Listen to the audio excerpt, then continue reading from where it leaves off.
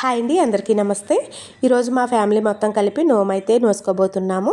మాది వచ్చేసి బూరెల నోమండి. ముందుగా బూరెలు వండేసుకుని పక్కన పెట్టేసుకుని ఇప్పుడు పూజ కాడి అయితే రెడీ చేసుకుంటున్నాము. ఇవి వచ్చేసి తోరాలండి. నోము నొయ్యాలంటే కంపల్సరీ తోరాలు ఉండాలండి. అందుకని వీటిని అసలు మిస్ చేసుకోకూడదు, చాలా జాగ్రత్తగా చూసుకోవాలి. నోములు లేని వాళ్ళు ఉంటే బాగుండని చాలా మంది అనుకుంటున్నారు, కానీ నోములు ఉన్న వాళ్ళు కూడా తోరాలని ఉపవాసం పెట్టేస్తున్నారు. అది అసలు మంచిది కాదండి. అత్తయ్య వాళ్ళ జోడ, మా జోడ, మర్ది గారి జోడ మొత్తం అందరం కలిపి అత్తయ్య వాళ్ళ ఇంటికాడే నోమైతే నోసుకుంటాం. లాస్ట్ లో పూజ అంతా పూర్తి అయిపోయిన తర్వాత పట్టుబట్టల మీద ఉండగా అలాగే ఉపవాసంతోనే లాస్ట్ లో తోరాలు అయితే కట్టుకోవాలన్నమాట. ఇలా అత్తయ్య ఎవరికి వాళ్ళవి తీసిస్తారు. ఇలా ఎవరి జోడ వాళ్ళకి ఒకరికి ఒకరు కట్టుకోవాలన్నమాట.